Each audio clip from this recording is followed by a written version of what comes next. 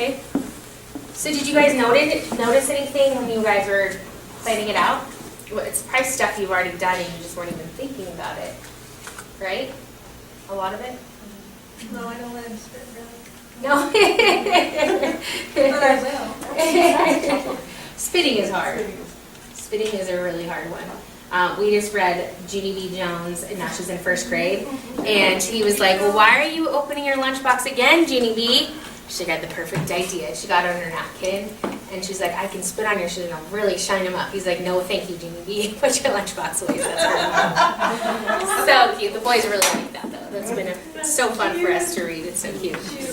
She is so funny. She's so funny. So, and I think, too, what's kind of neat about doing the matrix, when you really think about a kid and stuff that you really want them to work on, with any kid in your classroom, there's probably a way to fit in that goal with every single part of their day, if you really want to be intentional about it. So it's really just putting on, I have one of Everett's teachers totally just goes with it, and that's great. But really, some kids can't handle that, and really having their day planned out with that routine is so much more powerful for them. And being intentional in every single minute, you're doing like a month's worth of work in a week. It's so powerful. So just really making sure every part of your day has an intentional purpose. And really each part of their day, meal times, everything is an opportunity for them to learn if you really plan it out. And also planning out for if the desired behavior doesn't happen, then what is that going to look like? So really thinking about that. So, implementing. The team decides on supports and materials needed to teach the child as well as the reinforcement schedule. This is so important to think about too, because when you're going to reinforce that child with positive behavior, or, not positive behavior, but a positive verbal cue, you and your partner or anyone dealing with that child has to be on the same page. Because if mom is giving a great high five way before it's dessert, it's like, no, wait a minute, back it up. We really want to see them do this. So really kind of being on that same page and making sure. You talk to your teammate, okay, when he does this, you're going to come in and physically support him at circle time. That way I don't have to say anything to him. Really thinking about all those pieces of it and planning it out. So you're not only planning out for their behavior, but your behavior as well. And also planning out, like I said, if that desired behavior doesn't happen, what are we going to do? So, instructional procedures. So, most directed, feedback, consequence strategies, prompt fading strategies, really thinking about that, embedded learning opportunities, intentional. This is a scale going for least adult directed to most. Supportive environment, universal curriculum modifications. So kind of this is more general, and then we're getting more specific. And sometimes we're going to use a lot more adult-directed strategies, or sometimes we're going to go backwards, and Brooke will talk more about that later. Curriculum modifications and adaptation. So really looking at environment arrangement. Just like you were saying, Lori, about how you had to switch your circle time around, that was intentional. You knew exactly what you had planned to do, and it was perfect. That was an example of an environment modification. Special equipment, we had to find a special chair so our friend Trayton wouldn't fall back and hit his head at circle time. That was intentional. Material modification, poor toddlers can't have corn, and so Brooke checked and she had to get split peas. But really thinking she got the same outcome she wanted, but really thinking about that material modification.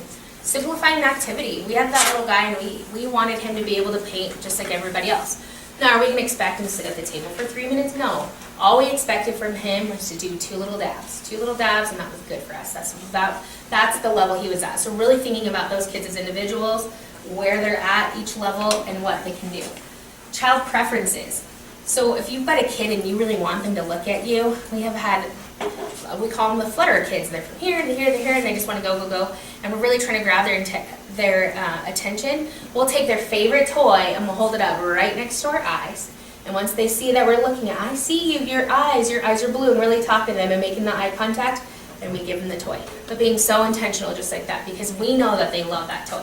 Now, if we're going to hold up something that they totally can't stand, they're not going to look at your eyes. So really thinking about what do they like. An invisible support.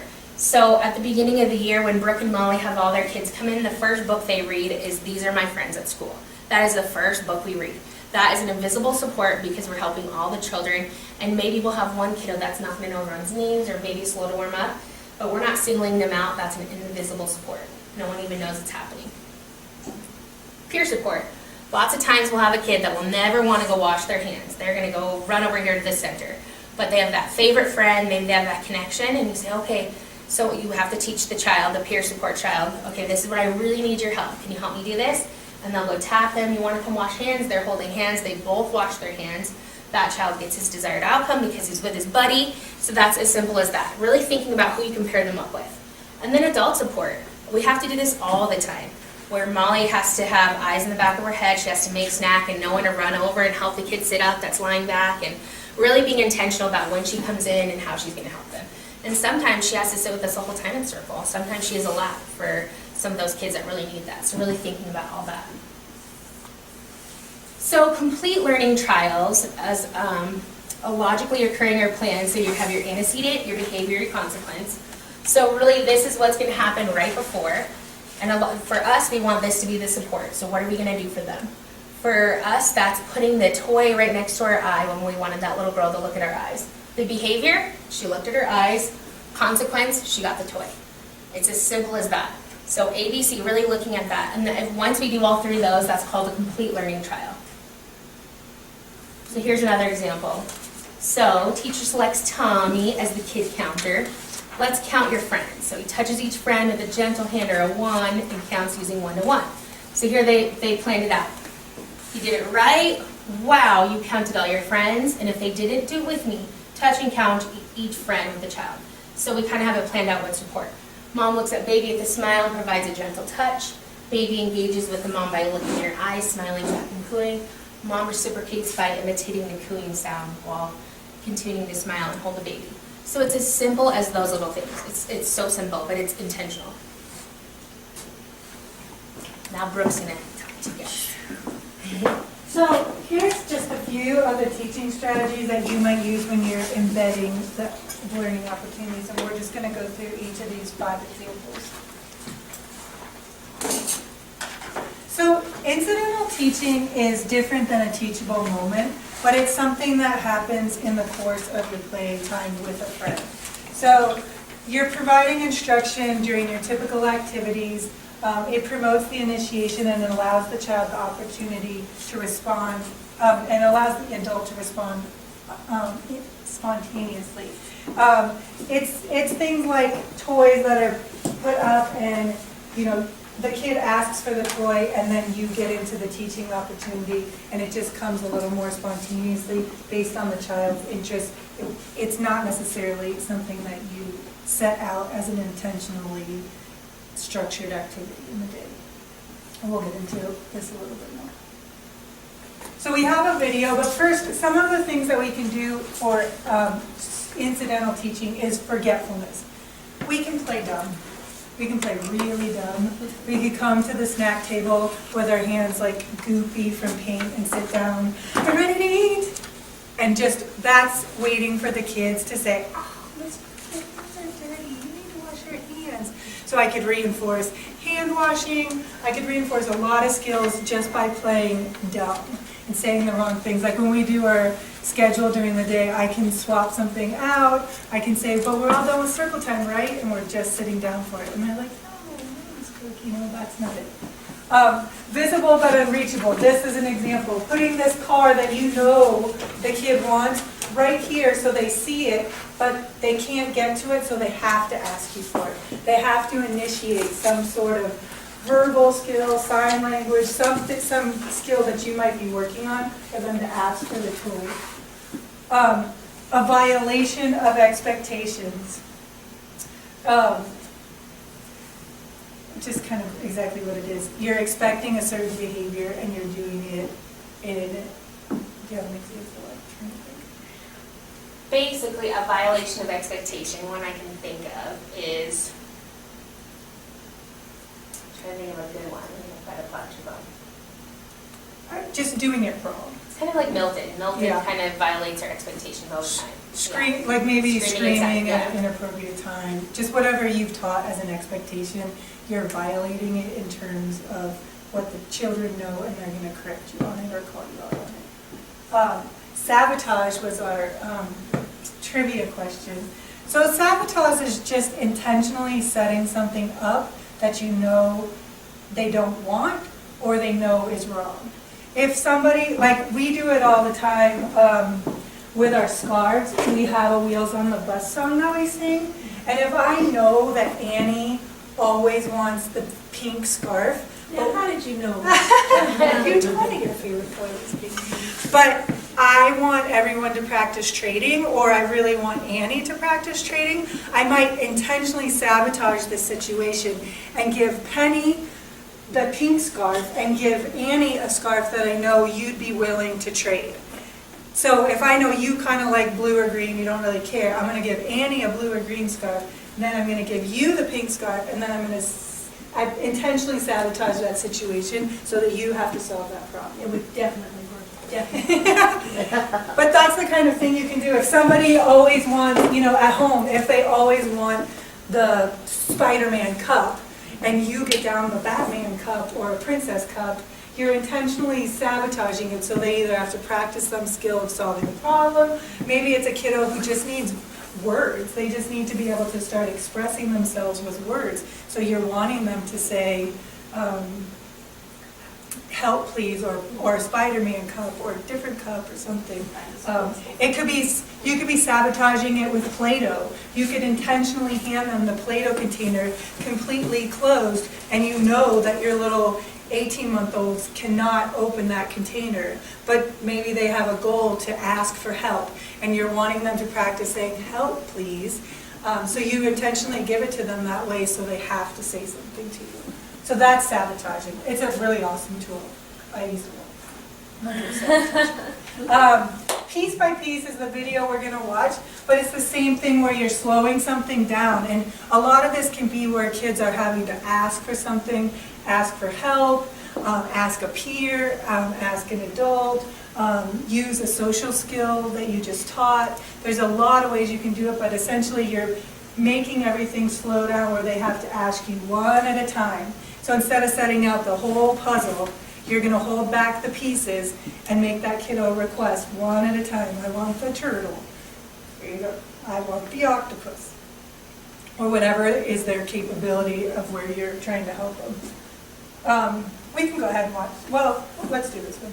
An expected response is just almost not even saying anything. You're just kind of like, you can sit there and watch a kid struggling to open the Play-Doh container. You don't have to say anything. You can just kind of and wait for them to say something if that's what their goal is. You're kind of prompting them with your gestures, your body language, in order to get them to use whatever skill you're trying to teach them. So this video that we're going to watch is about a peer who is motivated by puzzles. She really likes puzzles. It's something that motivates her to do activities. So the teacher has buddied her with a peer, and she has made a copy of all the pictures that are on the puzzles. So she has copies of the pictures of the pieces of the puzzles, and this friend has the actual puzzle pieces. This girl is a child with autism. She's working on requesting an item from a friend. So she has a little word strip here that says, I want the, and then she puts the picture of the one she wants. She passes it to her friend and she says, I want the octopus or whatever. And then when the friend knows, because she's been trained by the teacher, that when she says that complete sentence, then she can give her the puzzle piece, and they both put it in. In this instance, the teacher rewards them both with a little food treat or whatever, but don't worry about that as a hang-up. It was something that they just did when they first started doing it, and it was very quickly phased out. But you can see how they used this strategy of piece by piece with a peer to help this little girl learn to request toys.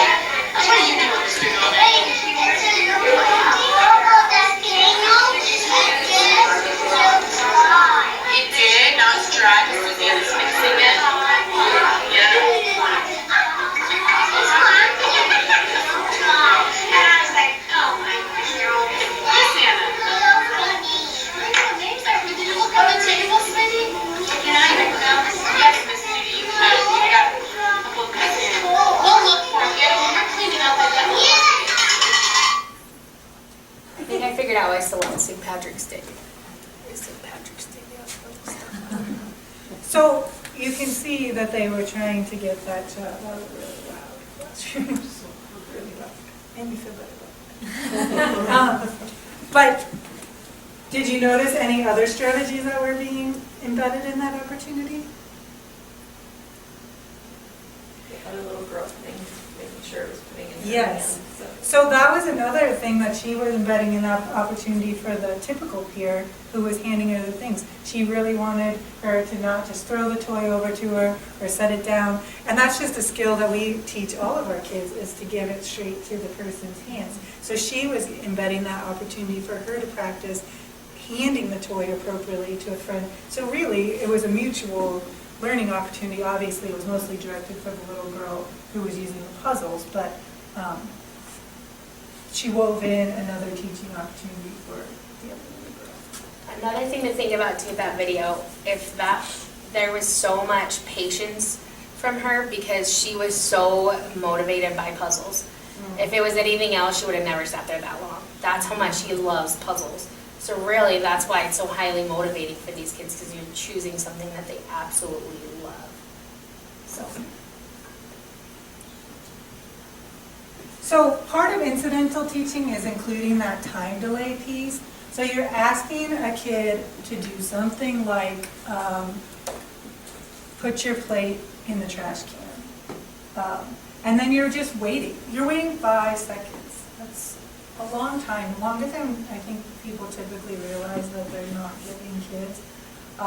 And then you're kind of prompting them with a general question. So if they don't get up and put their plate in the trash can, you might say, what do we do when we're done eating? You're kind of giving them a little prompt to remind them, ask them a question, what am I supposed to be doing right now? And then if they don't know, you're going to say the direction again. You can put your plate in the trash can. And then if you need to go over, I can come over, I can stand behind Dorothy, I can grab her hands and help her hold the plate and physically walk it over to the trash can and put it in. We're putting the plate in the trash can because you are done eating. So it takes some patience and it takes a lot of time, but we're giving them that time to think, process. We're prompting them so that maybe after I say, what do we do when we're all done with our snack, they remember and they get up and do it. So it's kind of a layered technique. You can go all the way to 5 if you need to, but you might not necessarily need to. And hopefully the purpose is over time, you're going to slowly be able to fade that back, right? So the MAN model, I think this is a funny little name, but basically it's just using your words to help children use the language that they need to use. And obviously you're adapting this for whatever language level they're at. Maybe they're at 1 or 2 words. Maybe they're just signing. Maybe they're using full sentences. You're using, same example, let's say you can put your plate in the trash can, is you're telling them what to do, but you're not making them do it. You're suggesting that's the activity that you're going to do.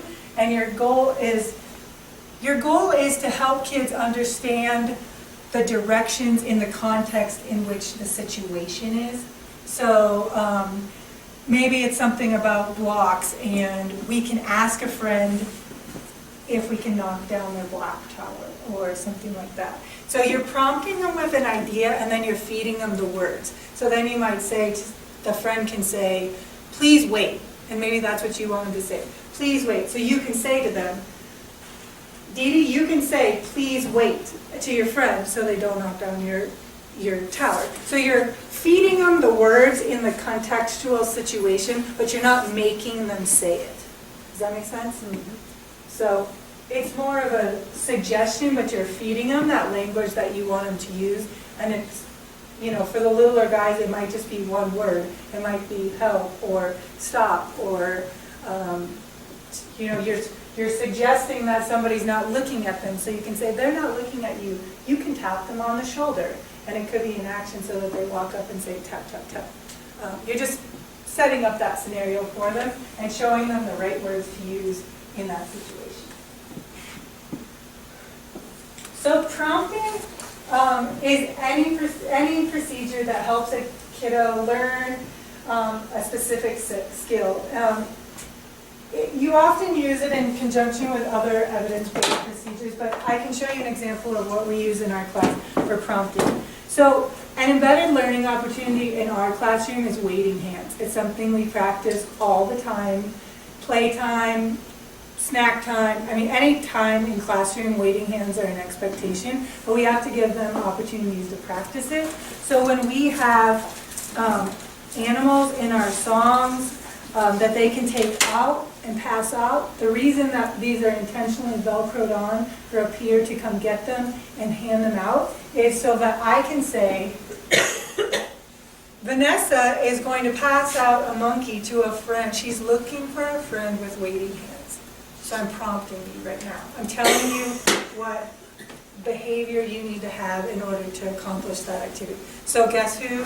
Vanessa. I prompted Vanessa, like, ignore the kids who are standing up or laying down or do it. And I prompted you to get your waiting hands out because you are showing me that you really want to have a monkey. And I can praise the kids, you know, oh, Penny's really got awesome waiting hands today. Those are nice waiting hands. And I can keep prompting the situation so Vanessa notices the other kids that are using waiting hands. So it's something that you're building in and prompting. And here's, there's different levels, of course, just like all the other ones. Maybe right now, a 4 would be the kiddo can do it all by themselves. A 3 would be those kind of gestures. I could just go like this to kids to prompt them. You know, if they're whining that they didn't get a monkey, I can say it verbally. Well, Vanessa was looking for for friends who had waiting hands. And then they're like, oh, yeah, I didn't have waiting hands, and then they do it. A level 2 would be, I'm providing some partial assistance, coming over to Pavarthi and saying, putting her hands together and saying, you have waiting hands now. I wonder if Vanessa will give you a monkey. You know, just giving them a little hand over hand. And the adult does, yeah, okay, I guess that's one hand over hand totally, but providing, you know, maybe I just get you started for 2. 1 is I have to sit there and hold your hands the whole entire time. 0 is we're not even doing the activity. So. But hopefully you can see that you're going on this spectrum of getting higher and higher. Where at the beginning you're needing to front load with more adult help, and then you're slowly fading yourself back because they've mastered that skill. So what do you do if the child's a 0? I mean, then what? Then Yeah. so your next goal is to get to 1. So then you go and... So I'm going to maybe make a picture schedule. I'm going to show him that we're sitting. I'm going to bring him over. So in that moment... In that moment, I'm going to hand over hand, bring him over, sit him down, put So him they in my don't lap. just get to walk away and... Yeah. We're gonna do it. But I mean, it depends on where you are with that kiddo. If just, maybe just coming to certain What, time yeah. is your... What that goal is. Yeah, what that goal. But in terms of being able to do the waiting hands, it might be that you, I mean, my next level up is to come over and hand over hand, give them the next step. And then after I do that, you know, my next level is to come over, maybe give her some assistance to put her hands together, but then I'm going to back off and see if she can maintain it through that whole passing out, thinking process that she goes through. And then maybe the next, you know, in a few weeks, all I have to do is verbally remind her or give her a little hand cue so she knows. And so for like that goal, maybe Brooke has 5 out of the 8 that are all ready to learn waiting hands, and that's a skill they're working on. But maybe you've got that one that is not even there yet, and maybe their goal is just attending. And so maybe you would do an environmental change, and for that kiddo, you would have that slap back chair if they need that push back, or you would have them sitting in a different chair. And that would be the thing that they're working on. And then that would be the next step to getting the circle to have the waiting hands. But really thinking about each kid's ability. Yep. Different. But you can see how it could come in, we'll Yeah. get into other examples, but I mean, it doesn't necessarily have to be that. It could be lots of things that have steps involved. But, so, like this is the chaining. So, I mean, if you thought of things like zipping your coat or washing your hands, forward chaining is when the kids don't know how to do the skill at all.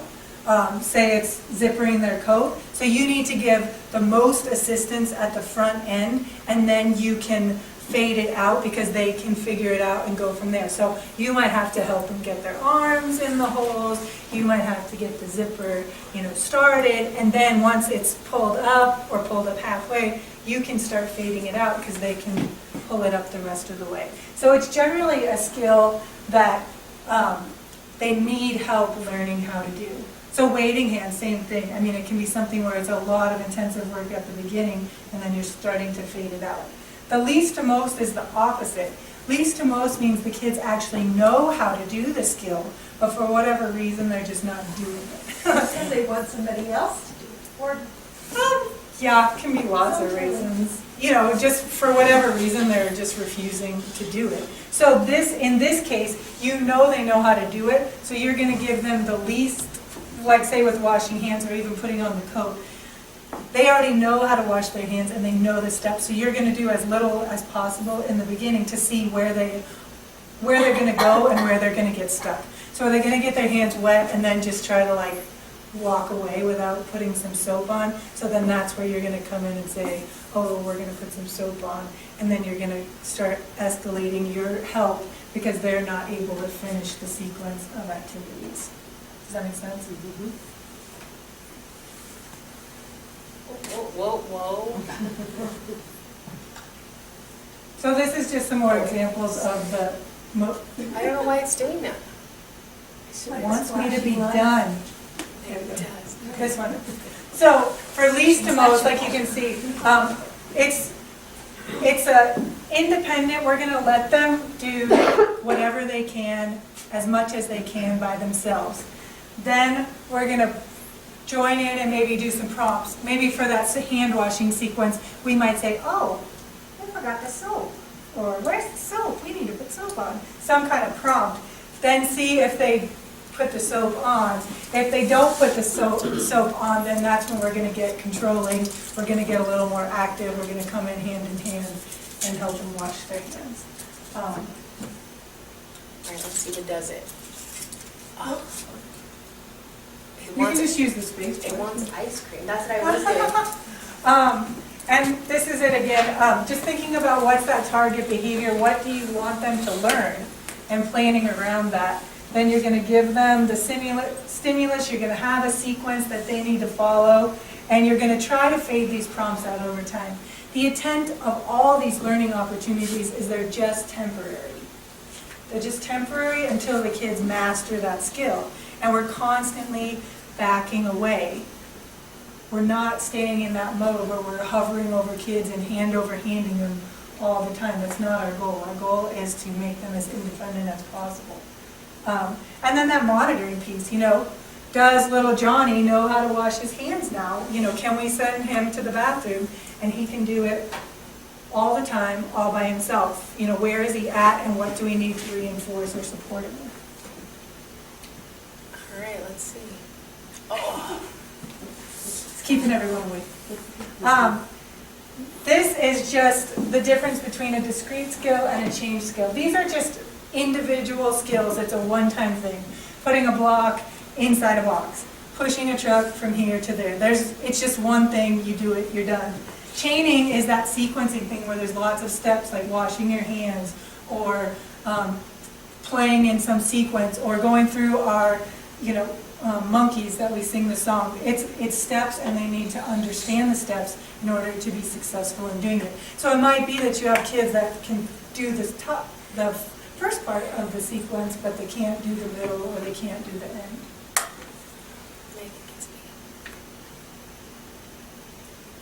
Computer. So the last thing's just about some common mistakes that people made, and one of them is too many verbal prompts. If I can say anything to you guys, it's that adults are constantly talking to kids. Seriously. Mm-hmm. If you step back, like our classroom, it was so loud. People were just constantly talking. But constantly verbally prompting is not giving kids the chance to learn it, especially in that least to most. You're more of an observer. You're watching, you're giving them time to figure out what they're doing. And the younger they are, the more time they need to process and figure out if that's what they're doing. And then if you prompt them, you need to give them more time again to think about what you just said and figure out what they were supposed to be doing because they need to figure it out because they realize there's a gap. Too frequently using physical prompts. We don't need to constantly be hand over handing kids unless they really need it. For most kids, they have the capability of having the skill set. There's certain kids in our class right now that we have that I know we need to hand over hand because they still don't have that skill mastered, but the other kids in the class do. And so I can back off and let them try it and let them fail. That's the only way they're going to learn, is to let them try it and be unsuccessful, and that's where we reinforce the skill of what they could have, should have done. And then just giving prompts that aren't really appropriate for the kid. Are they too many words? Is it too advanced for the age of the kid? Is it developmentally that little person can't do the same thing that the other kids in the class? We have to really be strategic in what we're thinking about when we're setting up these opportunities for the kids to learn. Or is it right where they need to be, exactly what they need to be successful? Just one word or a sign or whatever. So, do you want to please now? What do you guys think? So we have an activity that we're gonna do, but I think if you guys have your dessert now, it might spill. So Well, no, maybe- not. Okay. Do you guys want to do a break now? You guys want to keep going? How do you guys feel? Keep going. I like it. All right. So we are going to watch, there's 5 short videos. I want you guys to watch them, and then we're going to talk about the strategies that are being used. There's definitely more than one. There's no wrong answer. So just, and the only way you get to talk, you're going to have the ball. And then you're going to throw it to the next friend that wants to give an answer. Okay, because we're going to keep you guys awake. Get some kinesthetic learning. Okay? So the first one, let's see, which one is this one? Brett, you can't see this one. Okay, so this is, so this child's bold, asking for help. So this teacher is using some sabotage. So that is, I'll give you one clue, but there's more in here too. So I'm sorry, this is as big as I can make it.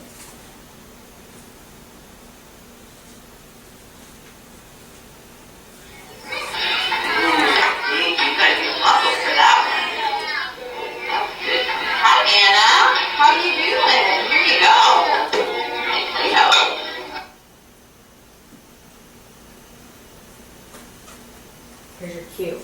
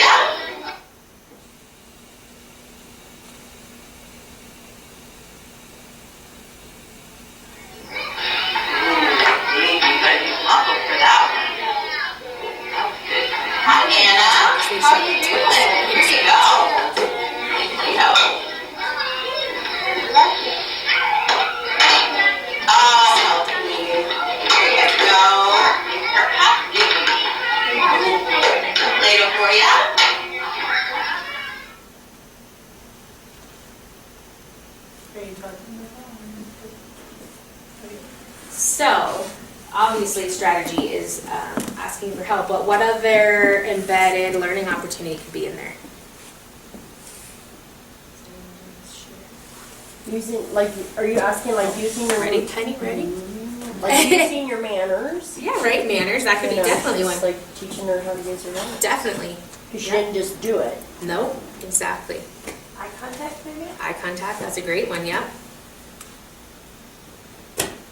The other one I was going to say is peer role model. Maybe the kid sitting across the table from them is not asking for help. So maybe the first kid that you used that sabotage with, because clearly she knew how to ask for help. There's definitely some smiles going on there.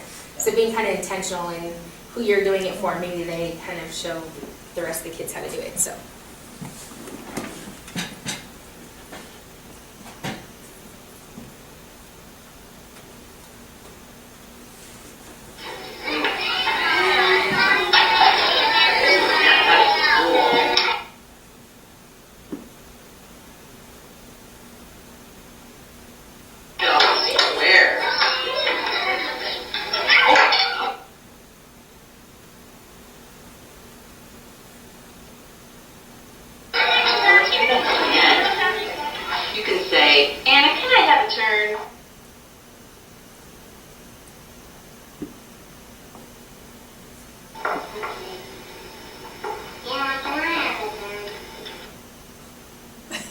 Oh,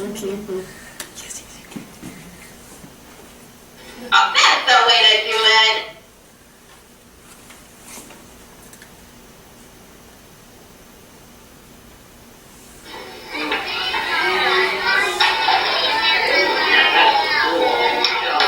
Where?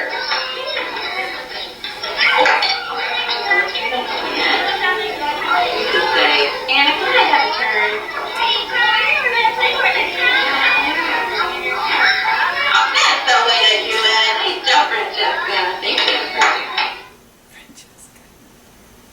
We should always work that so long, right? Yeah. Because like, now you Oh, can have a it's turn. that wrong. Exactly. Give me that wrong. Exactly. All right, who wants to share?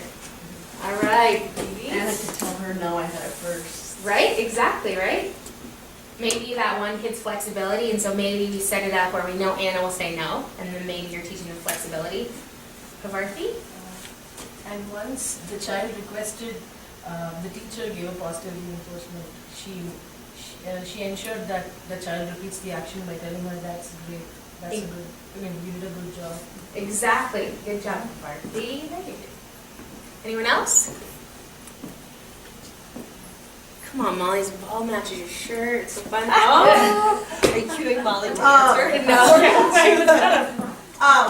When they let into it, it said there was limited number of toys. So they kind of little sabotage, like, oh, that's gonna happen when we run out. Yep, I love doing this, especially in the toddler class with scissors, because sometimes I want, well, number one, we gotta make sure we don't have haircuts, and number two, I kind of want them to see some of those other kids using those scissors.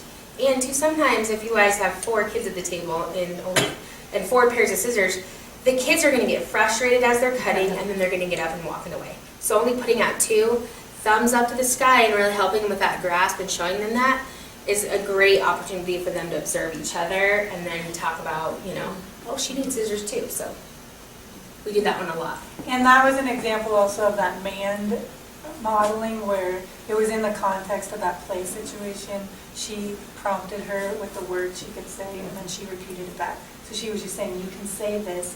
She wasn't making her say it, but she suggested it, and she chose to repeat it and use it. So. And it made it powerful because she got what she wanted. It worked. Yep, it worked.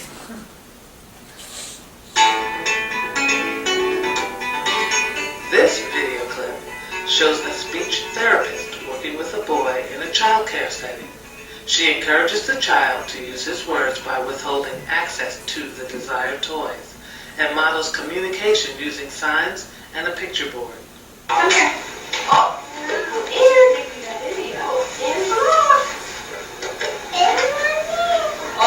ouch. Oh my God. What?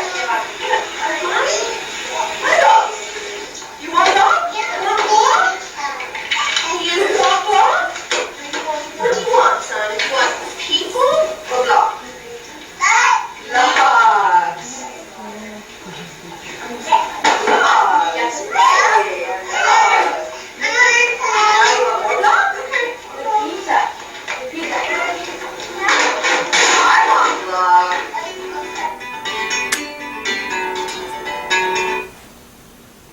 Any comments on that one?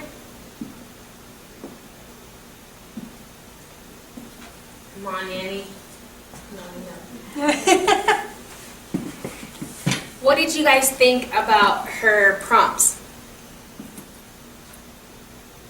Was it too many? Too few? What do you guys think about the prompts? No, I liked it. You liked it? Yeah. And two, because for his level, he needed that many prompts because he's so little, right? And in his situation, looks like he was easily distracted and was kind of going to pull away. And then two, she was really using those picture cards, people, blocks. So and actually, she said people block. She didn't even put the S on it. One word, simple, simple, simple for him to choose. So.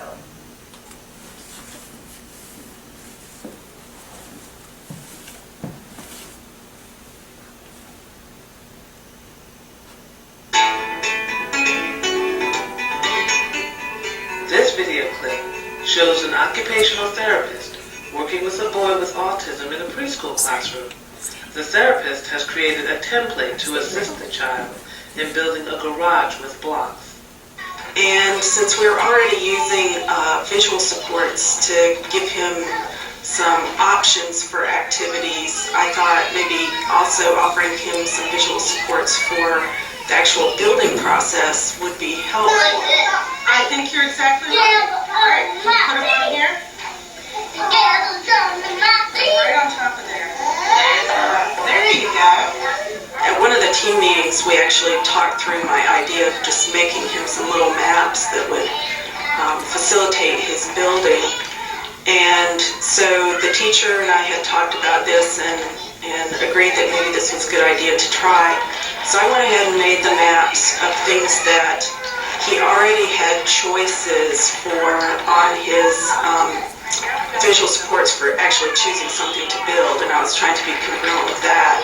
And so then the next thing I wanted to do was actually go ahead and take that into the classroom and try it with him, and let the teacher observe a little bit, if she could, just so that we could then evaluate whether this was an intervention that was really going to be helpful to him or not, and if we needed to adapt it.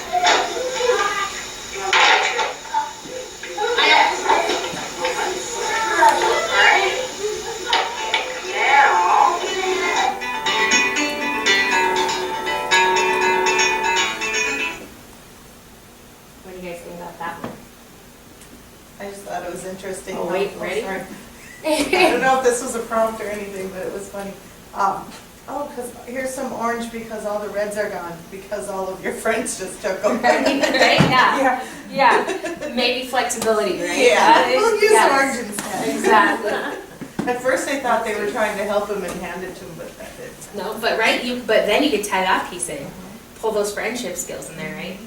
Well, yeah, that's what I was thinking, like, give them the card and say, okay, this is, you could do this, or would you like something else? Like, I don't think just making them do that. Yeah. So I think what she was saying is he had a bunch of different structures that he could build, and then he would pick one, and then they would use that as a map. Okay. And this is super helpful for even kids that maybe, you know, don't, or they're ones that just like to knock them all down, because it actually gives them an idea of what they could actually do with those blocks, so it kind of is nice. And then too, maybe down the road, he's got that down, maybe, like I said, pulling in a friendship skill and having them come over. Or maybe he's a kid, oh, ready, Penny? Well, I don't want to interrupt you. No, go, I love it. You know what though, I would have done different is I noticed she was picking up the blocks and handing them to him.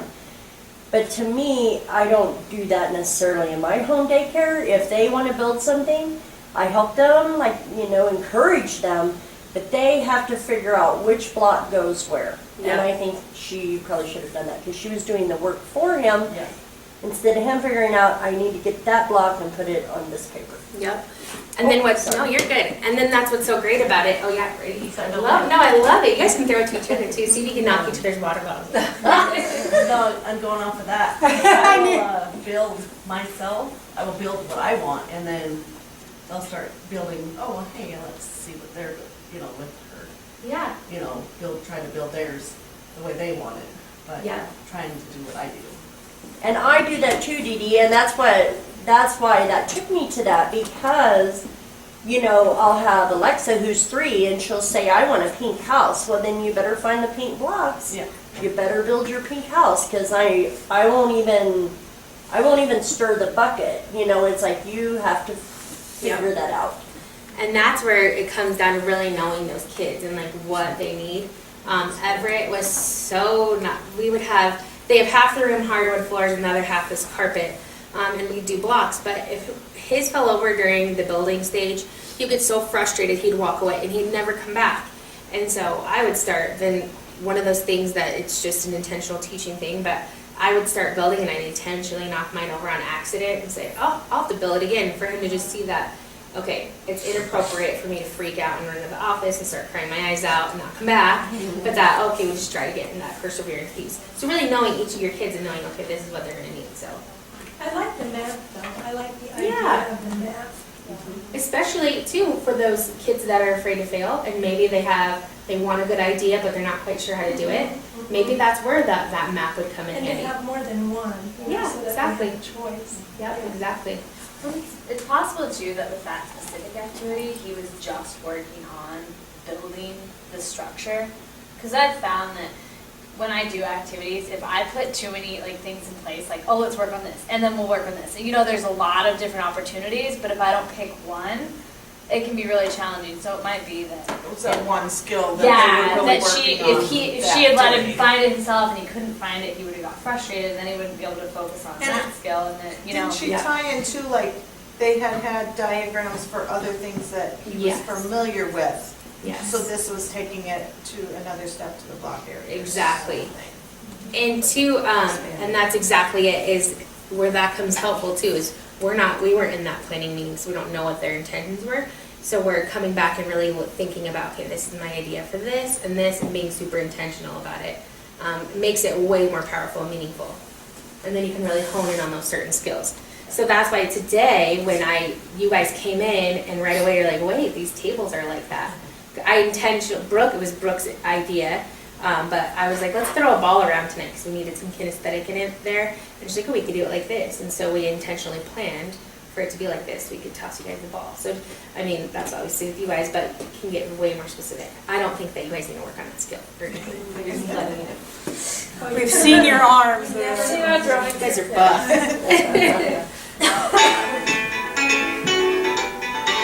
Today, in Jacob's classroom, his teacher is reading a book that was specially made for him to fit his needs for speech articulation practice. But as you can see, she's reading this book that all the kids love with the entire group. In this way, all the children provide models for Jacob for the words that have been embedded in this little story that had his targets. So everybody says the words, everybody loves it, and Jacob, who's the little boy to the left of the screen with the blue shirt on, he gets some practice and he gets additional models, as well as the activity being a nice integrated part of his everyday classroom routines, because they have the circle time every day. You can see they're also using a mirror because they're talking a little bit about putting their lips together to make the bilabial M, B, and P sounds.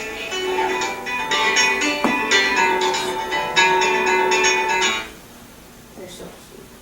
They look like they're different ages in that one too. Does anyone want to say anything about that one?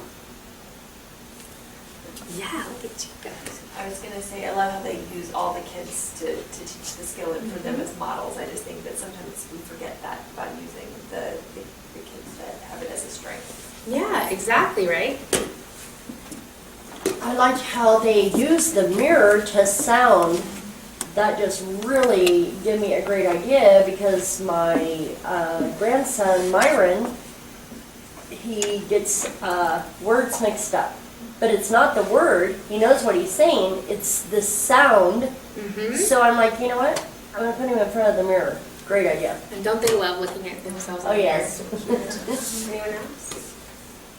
And two, I think that's what's so awesome too. If you're really intentional about thinking about it. That year we had that little guy that could crawl, and so we decided instead of all of us walking and him getting pushed in a thing, he would crawl. But not only that, we had two kids that were runners. So it slowed those two down. They learned to stay with the group, and then we were still including our other friend. So really, if you get down and really think about your kids and what their needs are, what we want them to be doing, you can really, knock out a bunch of their goals in one activity if we're super intentional about it.